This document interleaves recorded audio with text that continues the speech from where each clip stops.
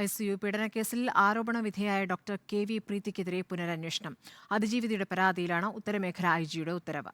Narcotic cell ACP TP Jacob പരാതി അന്വേഷിക്കും. ഒരാഴ്ചയ്ക്കകം report സമർപ്പിക്കാനാണ് നിർദ്ദേശം.